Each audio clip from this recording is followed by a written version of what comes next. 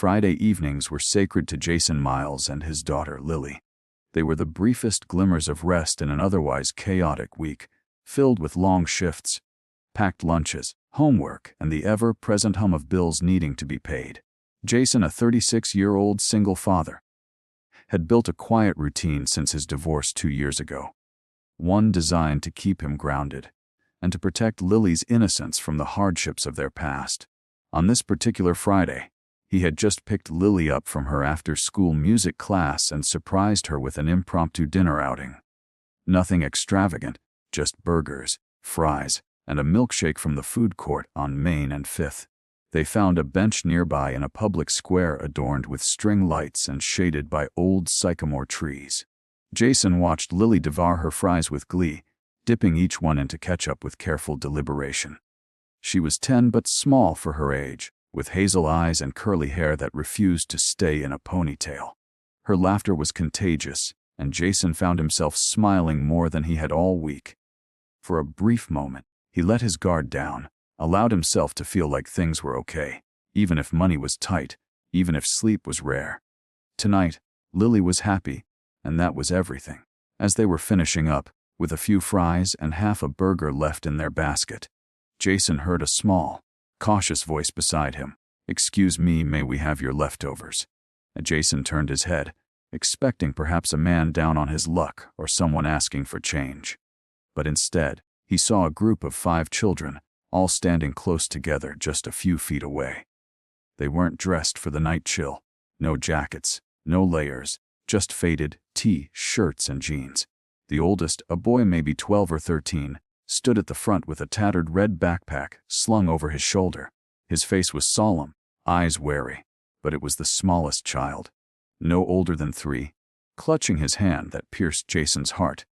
The toddler's cheeks were hollow, and his oversized shirt hung loosely from his frame, like it had once belonged to someone twice his size. Jason's gaze scanned the group.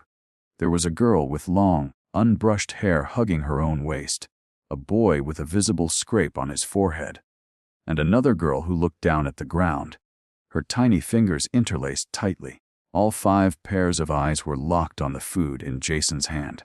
Hungry, desperate, not just for food but for something more, for safety, for kindness, for something they hadn't had in a very long time. Jason's hand trembled slightly as he stood up. He looked down at his tray, then back at the children. "Of course," he said softly. "Of course you can." He handed the tray to the oldest boy, who nodded without a word and began distributing the food among his siblings with astonishing precision. 1 bite for the toddler, a fry each for the others. No grabbing, no chaos. Just silent gratitude and a practiced system, like they'd done this before too many times. Lily had stopped eating and was staring at them. "Daddy," she whispered, tugging on his jacket. "Where are their parents?" Jason crouched beside her and shook his head, keeping his eyes on the children. "I don't know, sweetheart." The silence between them was heavy, filled with questions Lily was too young to ask, and Jason wasn't ready to answer. The children finished the food in under a minute. The older boy wiped the toddler's mouth with his sleeve and prepared to leave. Jason stepped forward. "Wet," he said, gently but firmly. "Are you okay? Do you have somewhere to go?" The oldest boy hesitated. "We're fine," he said quickly, a defensive note in his voice. "Thank you." Jason took a slow breath. "I'm Jason. This is my daughter, Lily. Can I know your name?" The boy's eyes flicked between his siblings before he replied. "Miguel." Jason offered a hand, and after a moment of reluctance, Miguel shook it. His grip was strong for someone so young. Jason felt the calluses on the boy's palm, evidence of a childhood stolen by survival. "You don't have to tell me everything," Jason said. "But if there's anything I can do, anything, you let me know." Miguel gave a single nod. "Thanks," he muttered, then turned and guided his siblings away into the twilight. Jason watched them go, his heart pounding. Something about the interaction clung to his bones like wet cement. Those kids weren't just wandering the street on a dare. They weren't playing or pretending to be poor. They were living in a reality most people didn't see, or chose not to. And those eyes, the middle child, a boy who looked to be around Lily's age, had eyes that mirrored something Jason had buried long ago. After his wife left them, after the repossessions, after the days when he couldn't afford milk and Lily cried from hunger, he'd clawed his way out of that hole one day at a time. He wasn't rich now, not even close, but he had a roof, meals, and a daughter who still smiled. And those kids had none of it. Lily broke the silence. "Can we help them?" "Daddy." Jason looked at her. "You want to?" She nodded earnestly. They didn't even get dessert. That night, Jason barely slept. The image of Miguel and the others haunted him. He stared at the ceiling, trying to reason with himself. They were probably staying with someone. Maybe a relative. Maybe they were lost and had already found their way back. Maybe the city services would find them. But something in his gut told him no one else would. And the truth was, he couldn't shake the sound of that voice. "May we have your leftovers?" By 6 a.m., Jason was up and brewing coffee. He packed sandwiches, bottled water, extra socks from his drawer, and a few small toys from Lily's collection that she offered without hesitation. "They can have Mr. Wobble," she said, holding out the stuffed bunny she hadn't slept without in months. "Are you sure?" Jason asked gently. She nodded. They need him more. They drove back to the burger place, then the alley beside it, then the park nearby. No sign of them. After almost 2 hours of searching, Jason spotted them under the bridge on Monroe Avenue, huddled together on a flattened cardboard box. The toddler was sleeping on the lap of the girl with tangled hair, and Miguel was sitting upright, his eyes alert even in exhaustion.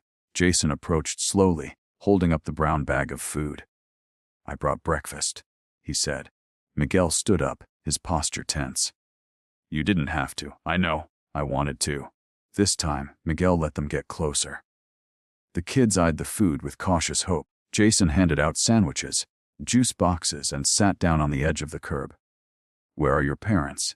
he asked quietly. Miguel didn't answer for a long time. Finally, he said, "Gone." Jason's stomach twisted. "Gone where?" "Back to Mexico. Immigration came, they took them. We were supposed to stay with our cousin, but she left. Haven't seen her in a week." Jason looked around. There was no adult, no food, no supplies. Just 5 children trying to survive. "How old are all of you?" Miguel sighed. "I'm 13.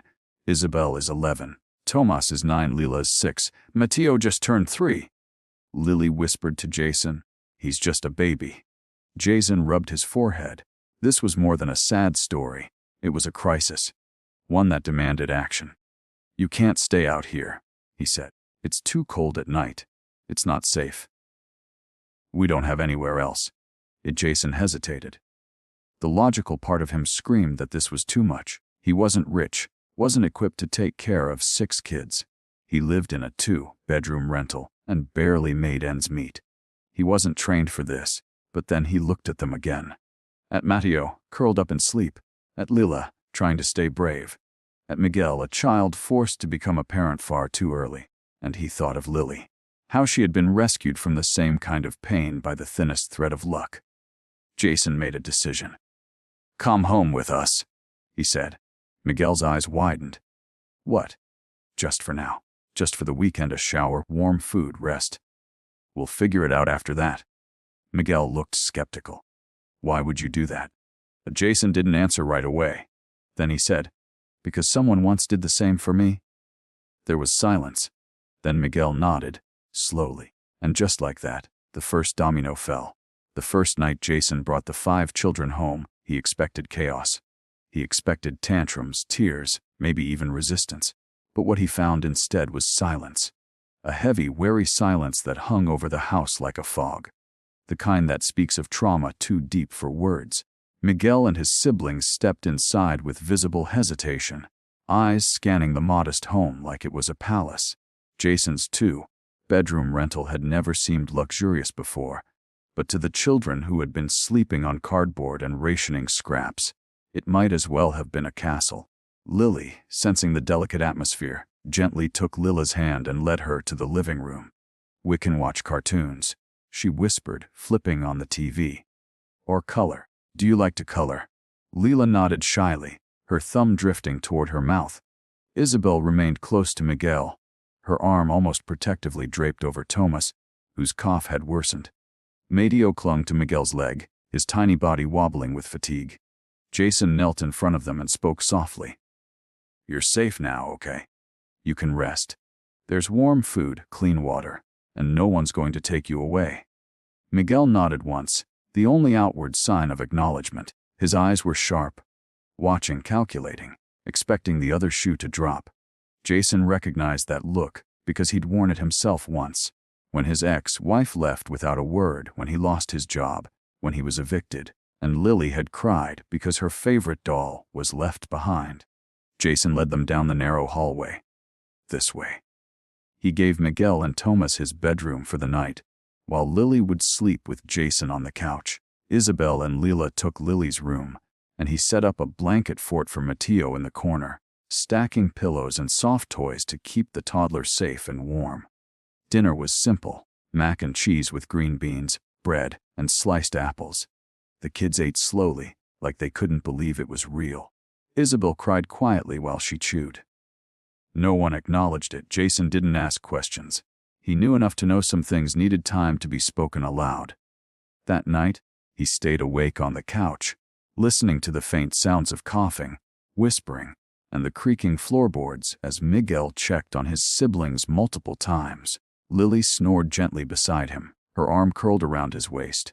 At 3:42 a.m., Jason saw Miguel standing by the window, staring out into the dark, his silhouette rigid. "You okay?" Jason asked softly. Miguel jumped slightly but didn't turn around. "I thought I heard someone outside." "There's no one," Jason assured him. "This neighborhood's quiet. It's safe here." Miguel didn't respond right away. "We've been in worse places. This is nice. You don't have to keep watch," Jason said. "I've got you covered tonight." Miguel finally turned, his eyes shadowed. "I don't know how not to." Jason understood that better than he liked to admit. The next morning, Jason woke early and began making pancakes. The smell of cinnamon and butter seemed to awaken something in the kids. One by one, they wandered into the kitchen, bleary-eyed but curious. Mateo was the first to smile when Jason handed him a small plate shaped like a bear. Lila giggled at the whipped cream smiley face on hers. Miguel sat last, still unsure if he should be eating like a guest or a burden. Lily chatted cheerfully, helping Jason pour juice and passing napkins. She asked Isabel if she liked her pajamas, which had been loaned from Lily's own dresser. Isabel blushed and nodded. Jason called a doctor that afternoon, an old friend who ran a community clinic. Thomas's cough worried him. He drove them all in his old sedan, squeezing the children in like a clown car. The doctor examined Thomas and confirmed Jason's feared pneumonia, caught early but needing treatment. Antibiotics were prescribed, along with instructions for hydration, rest, and warmth. Jason filled the prescription out of pocket. It hurt. He'd already been late on the electric bill. But the thought of Thomas' suffering was unbearable. That night, he bundled the boy in fleece blankets and sat beside him with a cool rag, the same way he had with Lily during her worst flu. As the days passed, Jason found himself adapting to this new, crowded life. Breakfast became a chorus of cereal slurping, toast popping, and Mateo clapping at cartoons. Miguel helped with the dishes without being asked. Isabel folded laundry, while Lila and Lily made crafts at the table. Thomas, now improving, read picture books aloud, his voice still scratchy but steadier. Jason made dozens of calls: social services, nonprofits, community centers. Most responded with sympathetic tones but no solutions. "We can't place undocumented minors without proof of guardianship," they told him. "There are no open shelters with room for 5. No one could help. And so, he helped. Word began to spread in the neighborhood. Mrs. Carruthers next door brought a casserole. Mr. Singh from the corner store donated a box of groceries. Lily's schoolteacher sent over school supplies and gently asked if the new cousins would be enrolling soon. Jason wasn't sure how to answer. The kids weren't his, but he was feeding them, sheltering them, comforting them through nightmares and teaching them bedtime prayers. One evening, while cleaning up dinner, Miguel approached him. "Why are you doing this?" he asked. Jason paused. Because it's the right thing to do. Miguel looked down. We're not your responsibility. Jason wiped his hands. Maybe not in the legal sense, but in the human sense. You're kids. You need help. I have enough to give. Miguel shook his head. You don't have much. I can see that. Jason chuckled dryly. You're not wrong, but you've got 5 siblings depending on you, and I see how hard you try. You shouldn't have to carry all of that alone. Miguel didn't say anything, but that night, for the first time, Jason saw him laugh. Just once, just a small chuckle. When Mateo stuck stickers all over his face and called himself Sticker Monster, it was a start. Days turned to weeks.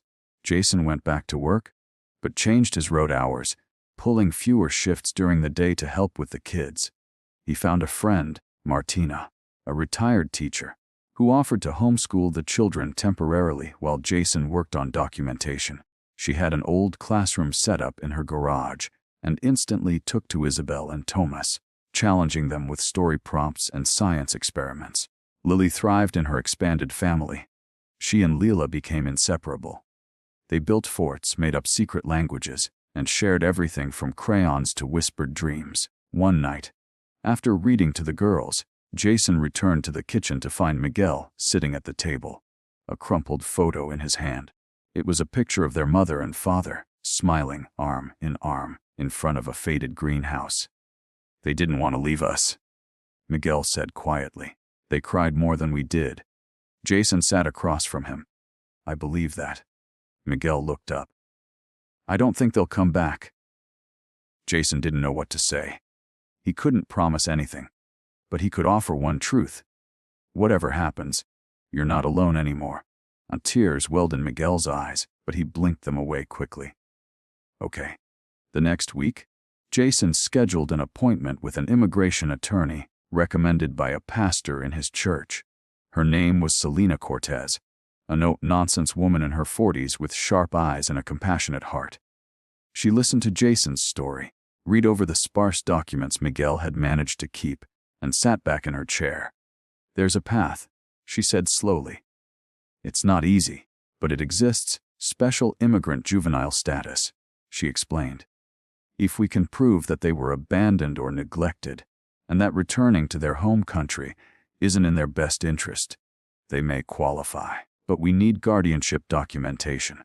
We need affidavits. We need to go to family court. Jason blinked. Can I do that?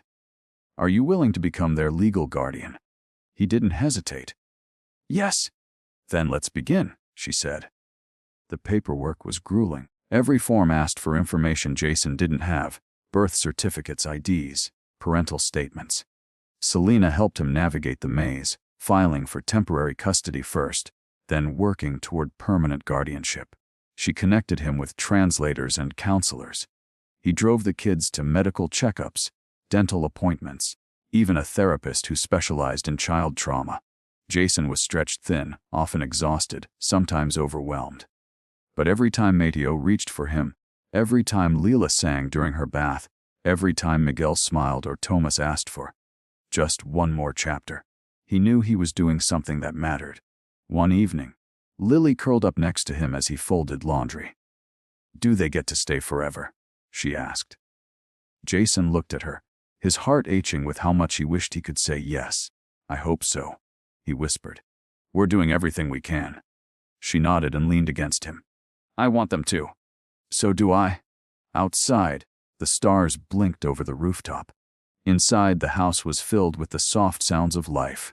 Toothbrushes swishing, laughter bouncing down the hallway, and the gentle lull of a family finding its rhythm. For the first time in years, Jason didn't feel like he was surviving. He felt like he was building something real, something worth fighting for. Jason had never planned on being a father to more than one child. When Lily was born, he had poured every ounce of himself into raising her after her mother left, thinking that the very effort of surviving that chapter was the most he'd ever be capable of. But life had rewritten his assumptions, replacing his careful routines and guarded solitude with a whirlwind of laughter, heartbreak, and, surprisingly, healing. As the days turned to weeks, and the weeks blended into the rhythm of shared breakfasts, school lessons, and bedtime stories, Jason realized that he had not simply taken 5 children into his home, he had taken them into his heart. His once quiet 2-bedroom house had transformed completely. The spare room that had been used for storage was now divided by curtains to create makeshift bunk areas. The walls were plastered with handmade drawings, math sheets, and chore charts. Even the chip kitchen counters gleamed more brightly now, bearing evidence of Isabel's help and Leela's endless curiosity. It was chaotic, messy, and often exhausting, but it was also full of a kind of warmth Jason had never known he needed. One particular morning, the house erupted in the usual cacophony of movement. The smell of eggs and toast drifted from the kitchen, where Miguel stood over the stove with Jason guiding him, showing him how not to burn the toast for the 3rd time. Isabel was brushing Leela's hair gently in the living room, while Thomas and Lily sat cross-legged near the heater, playing a card game they'd invented. Mateo toddled between them all with his ever-present stuffed bunny Mr. Wubble, which Lily had lovingly passed on. "You missed a spot," Jason told Miguel, pointing at the eggs in the pan that were starting to crust at the edges. Miguel frowned and scraped them off. "This is harder than it looks." Jason smiled. "You're getting better." The breakfast was loud and filled with jokes, and as Jason watched them laugh and eat, he felt something stirring in his chest. It was a strange sensation, not anxiety, not weariness. It was hope, a sense that somehow this wild and improvised life might actually work. But reality never rested long. Later that afternoon, Jason received a call from Selena Cortez, the immigration attorney who had taken on the children's case. Her tone was direct but calm. "We have a court date for the guardianship petition," she said. 3 weeks from today. I'm filing for temporary protective status while we work on full CJS approval. The judge will want to see consistent care, school attendance, and housing stability." Jason swallowed hard. "We're doing the best we can. The kids are with the homeschool program. We've got medical checkups logged. I'm keeping receipts." "You're doing great, Jason. But there's something else. IC knows about the children now." His stomach dropped. "What?" "Nothing will happen yet, but their presence has been flagged. Someone filed an anonymous tip. Likely a neighbor. Maybe someone who doesn't understand what's going on. The good news is that you've taken the right steps. Having them in a stable home with an advocate makes all the difference." Jason ran a hand over his face. "Is there anything else I should do?" "Document everything. Letters from teachers, neighbors, doctors. Every sign that these kids are better off with you than anywhere else. Because when the system kicks in, it doesn't care how kind you are. It only cares about what's on paper." He thanked her and hung up, the weight of her words settling on his shoulders like cold iron. Later that evening, after the children were asleep, Jason sat at the dining table with a notebook open and began listing everything. Every appointment, meal plan, conversation, every tiny victory. He created binders, printed out photos of the kids smiling at birthday cupcakes and playing in the yard. He drafted letters to school staff and church volunteers who had seen his growing family in action. Every document was a shield, every signature a layer of protection. The community, once skeptical, had begun to rally behind him. Mrs. Caruthers, his elderly neighbor, dropped off winter coats she had picked up at a thrift store. The local youth center offered free extracurricular programs. His boss, understanding the demands on Jason's time, adjusted his delivery schedule to allow early afternoon finishes. And the pastor at the nearby church introduced Jason during Sunday service, tearfully explaining the story and calling for volunteers to tutor or donate supplies. The response was overwhelming. One cold afternoon, as Jason picked up Lily and the others from Martina's makeshift homeschool garage, he noticed a strange look on Miguel's face. Quite pensive. "You okay, bud?" Jason asked as they climbed into the car. Miguel didn't answer immediately. When he did, it was barely a whisper. "I had a dream last night about my mom." Jason nodded slowly, letting him continue. "She was singing the lullaby she used to hum. Mateo started crying, and she picked him up and danced with him. She smiled at me and said everything was going to be okay. Jason gripped the steering wheel. That sounds like a beautiful memory. It didn't feel like a memory, Miguel replied. It felt like she was saying goodbye. They drove in silence for a while, the sun casting long shadows through the windshield. When they got home, Jason knelt in front of Miguel before they went inside. "Your mom loved you," he said. "And maybe that dream, maybe it wasn't goodbye. Maybe it was her way of telling you to keep going. That you're doing right by your siblings. That she's proud of you." Miguel nodded, his throat tightening, but no words came. Instead, he hugged Jason for the first time. A full, trembling hug that clutched tight and didn't let go for a long time. Life settled into a fragile rhythm. The court date loomed closer. Jason kept preparing. Financial records, letters, health updates. The children flourished under his care. Isabel wrote short stories and read them aloud to Leela, who acted them out with dolls. Thomas built a cardboard spaceship in the living room.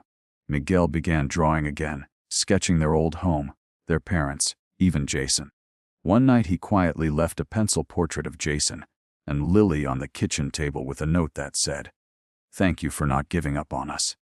Jason teared up when he saw it, but just when things seemed to be stabilizing, the fragile peace cracked. It was a Tuesday morning. Jason had taken the kids to a community health checkup. When he returned, he found a slip of paper taped to his front door, a formal notice from Child Protective Services requesting a home visit. The paper sent a chill down his spine. He called Selena immediately. "CPS is coming next week." "They probably received a tip alongside the immigration alert," she said. "Don't panic. You're already 10 steps ahead. Clean the house. Be honest. Be organized. I'll send a social worker advocate to join the visit." Jason nodded, even though she couldn't see him. He felt the pressure closing in, like the walls were tightening. He cleaned obsessively, repaired the leaky faucet, scrubbed walls, replaced broken light bulbs. The kids sensed the tension, but he tried to keep the mood light. The CPS visit arrived with a knock that echoed like a thunderclap through the house. The caseworker, Ms. Taylor, entered with clipboard in hand and eyes that missed nothing. She asked question after question about Jason's finances, medical history, discipline philosophy. She checked every room, opened drawers, peered into the fridge, and took notes as she listened to Miguel explain their routines and Lily talk about bedtime stories. At the end, Miss Taylor closed her folder and offered a small smile. "It's clear that these children feel safe here. I've seen many situations, Mr. Miles, and yours is unique, but it's full of heart. I'll be submitting a positive report." Relief swept over Jason like a tide. He thanked her repeatedly, barely holding himself together until the door shut behind her. That night, he allowed himself a moment of celebration. He ordered pizza, an actual luxury now, and let the kids stay up a little later. They played board games, watched a movie, and laughed until Mateo fell asleep mid-laugh, sprawled across Jason's lap. Later, once everyone was tucked in, Jason went outside, stood beneath the stars, and breathed. Deep, steady breaths. He still had a mountain to climb. The guardianship hearing was less than a week away. But the foundation was strong. They were no longer a family of strangers. They were a unit. He looked up at the sky and whispered, "Please let this be enough." The day of the hearing arrived, gray and rainy. The children wore borrowed dress clothes, hair combed, shoes polished. Jason wore his one good suit, holding Lily's hand and walking the children into the courthouse, like a man carrying a miracle on his shoulders. Selena met them at the door and guided them through security. The courtroom was quiet, dignified. The judge, an older woman with silver hair and a patient face, read through Jason's case file slowly. She asked Miguel a few questions about his time with Jason, about whether he felt safe and wanted. Miguel answered with maturity far beyond his years, his voice firm. "Yes, Your Honor, I want to stay with Jason. He's our dad now." Jason's heart cracked open. The judge turned to Jason. "Mr. Miles, do you understand the responsibilities of legal guardianship for these 5 children?" "I do," Jason said, without hesitation. "And are you prepared to care for them, emotionally and financially, to the best of your ability, with full knowledge of their past and the challenges ahead?" "I am," he replied. The judge reviewed one final document, then nodded. "Then I hereby grant legal guardianship of Miguel, Isabel Tomas, Lila, and Mateo to Jason Miles, pending full review for permanent status under SEJAS. Congratulations, Mr. Miles. You're officially a father of 6. The courtroom erupted in quiet applause. Lily hugged Jason so tightly he nearly lost his breath. Miguel smiled, a real unguarded smile. Isabel wept softly. Tomas high-fived the judge. Lila whispered, "We have a home now." Mateo clapped and yelled, "Daddy." Jason couldn't stop the tears that came then. After everything, the chance encounter, the fear, the sacrifice, the sleepless nights, it had led to this. Not an ending, a beginning. A house that had once been silent was now bursting with life. And Jason, once a man merely trying to survive, was now the anchor of something greater than he ever imagined. A family born not of blood, but of love, resilience, and the quiet power of saying yes when it mattered most. The weeks that followed the courtroom hearing unfolded like the tender first days of spring after a brutal winter. For Jason Miles, waking up in the morning no longer came with the familiar dread of failing his daughter or losing control of his precarious life. Instead, it came with purpose, a deep, pulsing reason to keep pushing forward. Now officially the legal guardian of 6 children, Jason found himself at the helm of a family that had bloomed not from blood or careful planning, but from a moment of compassion outside a burger joint and the echo of a question that had once shattered his heart. "May we have your leftovers?" But their story was far from over. The guardianship was secure, but the journey to permanent residency for the 5 siblings had only just begun. Selena Cortez, tireless and relentless in her advocacy, had begun the complex process of filing for special immigrant juvenile status SEJAS. She worked late hours, coordinated interviews, collected testimonies, and translated every fragmented document the children could produce from their past lives. Jason provided every bit of evidence he could, from medical reports to school attendance logs, affidavits from neighbors and teachers, and photos of birthday celebrations, family dinners, and holiday crafts. He hoped the warmth captured in those images would speak louder than any form or affidavit. Meanwhile, the kids were finding their footing in a world they hadn't dared hope for just months before. Miguel, no longer weighted down by the responsibility of playing parent, had returned to being a 13-year-old. He excelled in his art, creating stunning pencil sketches that Jason proudly hung on their living room walls. His teachers described him as focused, kind, and eager to learn, traits that surprised no one but Miguel himself. He'd spent so long believing he had to be invisible to survive. Isabel began taking interest in poetry, encouraged by her homeschooling mentor Martina, who read with her daily. Tomas, with his cough completely gone now, developed an obsession with astronomy, checking out books from the library and dragging Jason out to the backyard at night to watch the stars. Lila and Lily had become inseparable, finishing each other's sentences, creating dances to pop songs, and forming a pact that they'd one day become teachers together. Mateo, still the smallest, was now the loudest. His giggles were constant, his hugs fierce, and his word count growing by the day.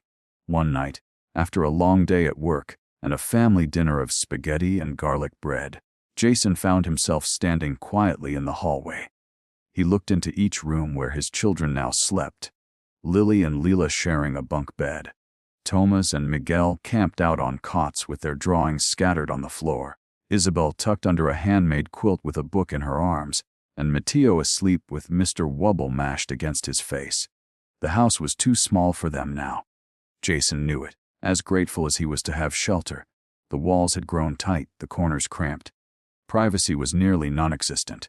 Every spare inch was filled with toys, books, coats, shoes, and the chaos of a household bustling with life. But it was their chaos. Still, Jason dreamed of more, space for each child to grow, to breathe, to heal. He didn't want them just surviving in a safe place. He wanted them to thrive in a home built for joy, not just shelter. He began to look at larger homes around the city, but the cost made his stomach turn. His job as a delivery driver paid modestly, enough to keep them afloat, but not enough for a mortgage or rent on a 6-bedroom house. He was already stretching every dollar like dough. But he kept looking, hoping something, anything, might shift. Then, in a twist of fate that Jason would forever believe was more miracle than coincidence, something did shift. The local news station that had covered the guardianship hearing followed up on the story. A soft-spoken reporter named Abby Wilson came by to do a weekend spotlight piece on the single dad who opened his heart and home to 5 orphan kids. They filmed Jason reading a book to Mateo, interviewed Miguel about what family meant to him, and caught a perfect shot of the kids dancing in the backyard under paper lanterns. Abby's voiceover described the resilience of a man who gave what little he had, and the power of community coming together to support an unlikely family. The story aired on a Sunday evening. By Monday morning, Jason's phone was flooded. Donations poured into a GoFundMe campaign started by Abby's team. Money from strangers all over the country who were touched by his story. Some gave $5, some $5,000. Within 72 hours, the fund had reached over $180,000. Jason was stunned. He called Abby overwhelmed. "I don't know how to accept this." She smiled through the phone. "You already have. People want to help. Let them." With Selena's legal advice and the help of a volunteer financial planner, Jason used the funds to put a down payment on a modest but beautiful 5-bedroom home just outside the city. It had a large backyard, a big kitchen, and enough rooms for everyone to have space. The kids toured it with wide eyes and open mouths, like they were walking through a dream. The first night in their new home, Jason made grilled cheese sandwiches, and they all ate on the floor of the unfurnished living room, laughing and telling stories. Miguel took a long look around and whispered, "We really live here." And Jason smiled. "Yeah, buddy, we really do." That home became a haven, a place of healing and forward motion. They planted a garden in the spring, with tomatoes and peppers and herbs. Lily and Leela started a lemonade stand in the summer. Thomas built a telescope kit and taught everyone how to find Orion's belt. Isabel joined a writing club and read one of her poems at a local coffee house's youth night. Mateo had a birthday party with balloons, cupcakes, and more presents than he could unwrap in a day. He kept telling guests, "I got 6 best friends," referring to each of his siblings, and Jason. Jason finally allowed himself to dream again. Not just about getting through the next bill or appointment, but about the life they were creating together. He began writing in the evenings, journaling what this journey had done to him, what it meant to witness healing every day. His loneliness had once been a wall, but now it had been replaced by the laughter of children, the slam of doors, the chaotic joy of being needed deeply and unconditionally. He was no longer just surviving, he was living. Eventually, word came from Selena the CIJ's petitions had been approved. The children were safe from deportation. They could legally remain in the United States and work toward permanent residency. Jason sat down on the kitchen floor and wept, holding Mateo in his lap and whispering a prayer of thanks. That evening, they celebrated in the backyard with string lights and music. Neighbors came by with casseroles and cake. The kids danced, played tag, and sang songs. Lily stood on a chair and made a speech that made Jason laugh and cry at once. "My daddy didn't know he was going to be a dad of 6, she said proudly. "But now we're a family, and he's the best daddy for all of us." Miguel raised a toast with a juice box, and even the quiet Isabel stood up to read a new poem she had written, titled Second Chances. That night, after the guests left and the house was quiet, Jason tucked in each of his children, brushing their hair from their eyes, kissing their foreheads, and whispering, "I love you," without hesitation or fear. When he finally went to bed, he found a note on his pillow. It was written in Isabel's neat handwriting, with little hearts drawn around the corners. "Dear Dad, thank you for saving us. But we think maybe we saved you too. Love, your kids." Jason held the note to his chest and stared at the ceiling. The tears came soft and full, not the tears of pain, but the ones that only come from knowing you're exactly where you're meant to be. They were not leftovers.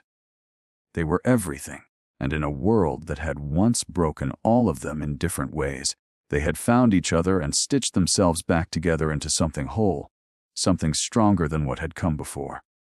A family. A miracle. A second chance.